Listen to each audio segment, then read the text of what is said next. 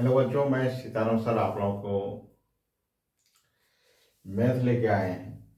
और मैथ जो है आप लोगों को थोड़ा भारी लगता हो, वास्तव में भारी है नहीं। आपके मन में मैथ के प्रति उतना रुझान नहीं रहता, जिससे रहता आप मैथ को एक बार डिस्टर्ब हो जाते हैं वो भारी लगता है। इसलिए मैथ को आनंदमय तरीके से पढ़ना, आनंद ले। आपके दिमाग में अगर ये चीज रहेगा, अब साइकिल चलाते हैं, जब जब साइकिल चलाते हैं तो आपको क्या लगता है? कहीं ऐसा जगह मिलता है, कठिन जगह, जहाँ लगता है कि हम गिर जाएंगे, और वहां आ जाके आप गिर भी जाते हैं। ऐसा क्यों? अंदर से पहले से दिमाग को भेज देंगे कि मैं वहां जाके गिर जाऊँ। तो उसी तरह मैथ में आपको पहले से डर है कि मैथ हमसे नहीं बने। तो हमेशा जब भी गणित बनाइए, सकारात्मक सोच रखिए कि मैं मैथ बनाऊंगा और मैथ में अच्छा कर पाए। इसलिए मैथ से घबराना ही नहीं है, इंजॉय करके आनंद करके पढ़िए। तो दो संख्या का अंतर 26 है और एक संख्या दूसरी संख्या का 3 गुनी है, तो प्रतिस्थापन विधि तो रैखिक चर समीकरण है ये, दो चर वाला। तो उसमें 5 विधि था और तुम लोग को हटा के अभी 3 विधि ला दिए। 5 विधि पहले था, हम लोग जिसमें पढ़े प्रतिस्थापन विधि, वर्गीकरण विधि, विलोपन विधि, अनुपाती और तुलनात्मक विधि, तुलना कर। अब तुलनात्मक अनुपात हटा दिया, सिर्फ अभी चल रहा है क्या? प्रतिस्थापन, विलोपन और वर्गीकरण। 3 विधि से आप हल कर सकते हैं। तो यहाँ प्रतिस्थापन विधि लिख दिया है, इस मतलब इसी विधि से हल करना पड़ेगा, तभी आपको 5 अंक दिया गया है, 5 अंक मिलेगा।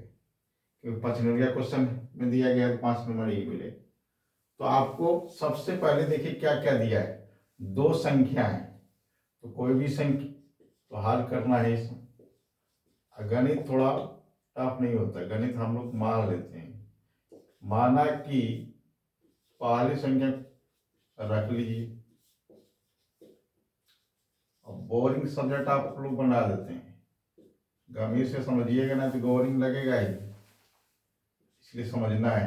पहली संख्या x मान लीजिए, और दूसरी संख्या तथा दूसरी संख्या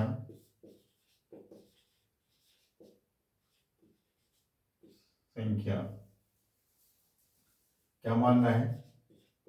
x माने तो इधर y मान। अब दोनों का अंतर जो कह रहा है प्रश्न से लिख दीजिए, प्रश्न से दोनों का अंतर कितना है? x और y का अंतर 26, संकट 1।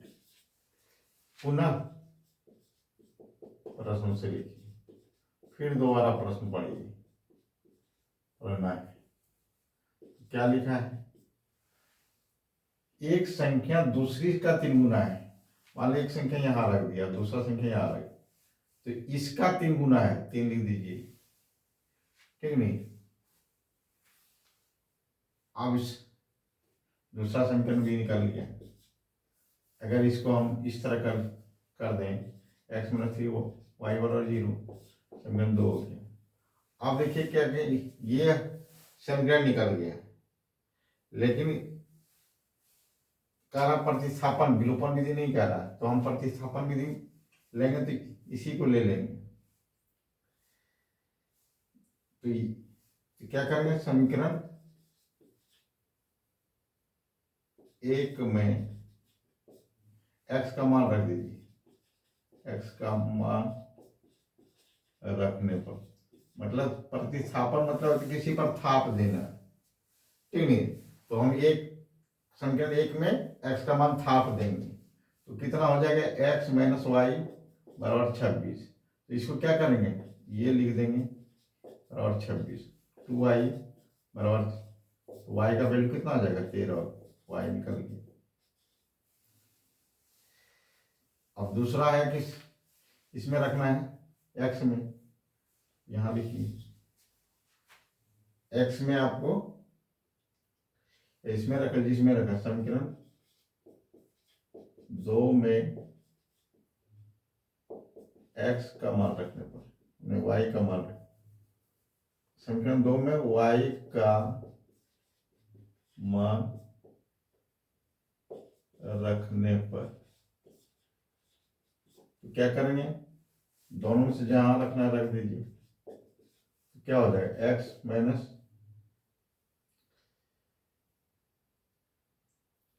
3 गुना कितना हो जाएगा 13, तो ये उधर जाएगा प्लस में हो जाता है, तो ये हो जाएगा 39।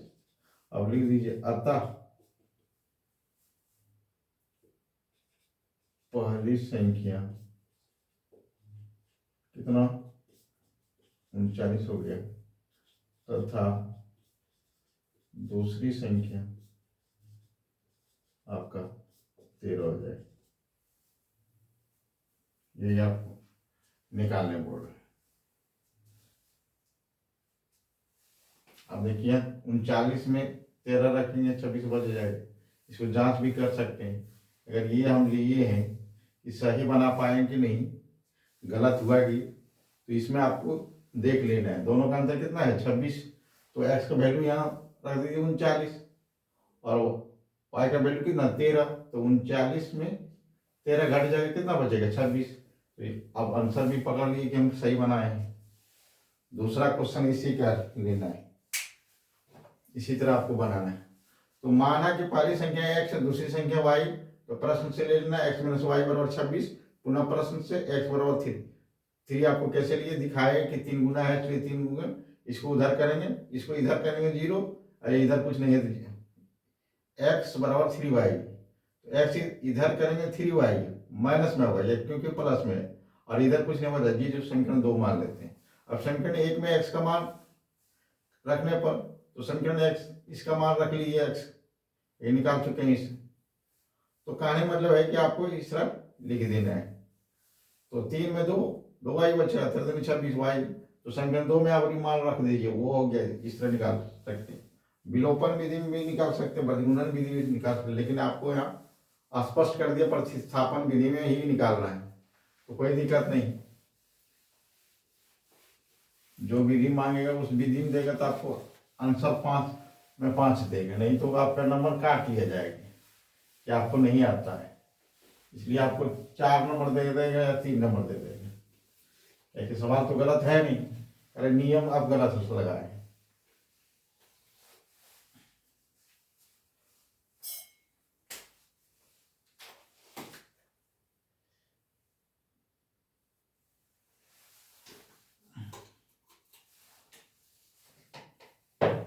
दूसरा क्वेश्चन लिखना है इसी का, एक आयत का क्षेत्रफल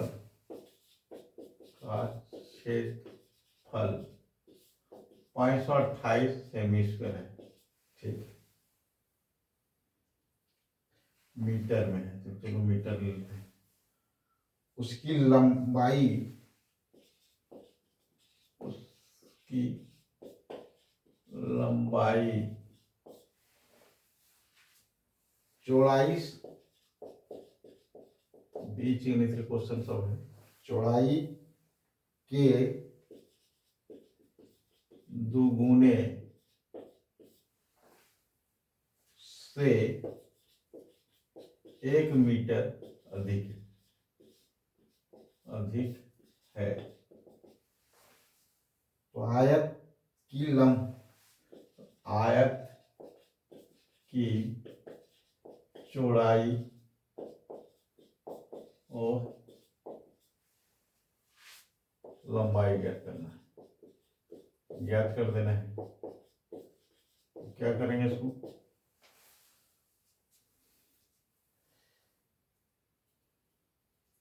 मान लेना है, हल करना है, पढ़ लीजिए। तो माना कि आयत की चौड़ाई। आप चौड़ाई क्यों पहले मान ली, ये भी आपको समझ में आएगा कि चौड़ाई ही क्यों मान ली। तो कहने का मतलब है कि कारक लंबाई चौड़ाई से दुगुना है और दुगुने से एक अधिक, तो चौड़ाई पहले पता होगा तब नहीं दुगुना करेंगे उसको। तो एक्स मान लीजिए तथा आयत की लंबाई, आपको दिमाग में रख, कह रहा है कि 2 गुने एक्स का 2 गुना प्लस 1 कर देना, जोड़ देना, ये निकाल दिया। अब कह रहा है कि आयत का क्षेत्रफल पहले से दे दिया, लिख दीजिए आयत का क्षेत्रफल कितना, लंबाई गुना चौड़ाई, शॉर्ट में लिखिए। तो 528 ये दे दिया है, लिख दीजिए। लंबाई 2x + 1 और गुना x लिख दीजिए, गुना कर दीजिए। तो कितना अगर x ये हो जाएगा, इसको सीधा करिएगा 2x, इसको इधर ले जाएंगे 528 0, ये हो गया। इधर आपको या योर लिखना पड़ेगा। उसके बाद आपको गुणनखंड करना है। गुणनखंड करिएगा, कितना होगा 10 से 56, 10 से 56 को तोड़िएगा तो वही 528 हो जाएगा और फिर 4 हो जाएगा, फिर आप 132 हो जाएगा, फिर 66 होगा, 33 होगा, 33 2 दूनी 4 4 8 8 16 32। तो कहने का मतलब है कि x² प्लस 33 से x लिखना है और 32 x - 5 बराबर 0। तो 2 x कॉमन। अब यहाँ देखिए गुणनखंड करने सीखना है। 528 को इसमें 2 से भाग मतलब गुना कर दीजिए, कितना हो जाता है 10 से 56।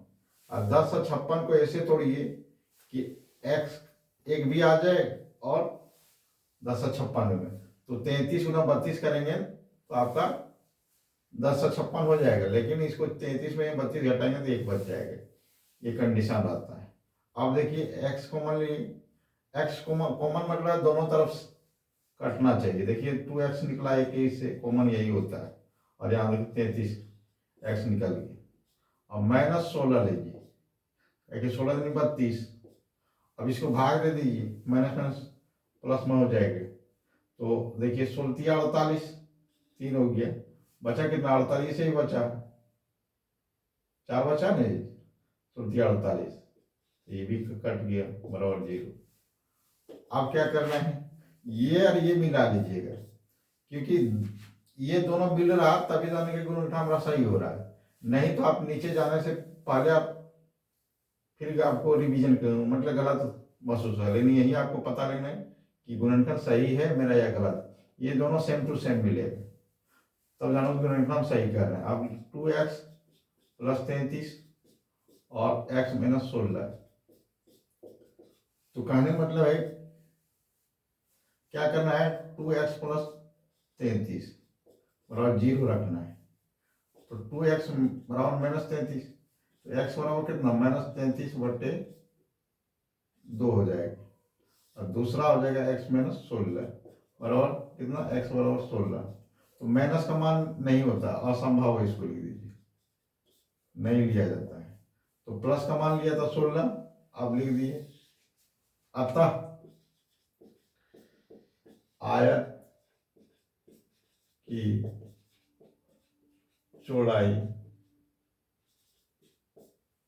आयत की चौड़ाई,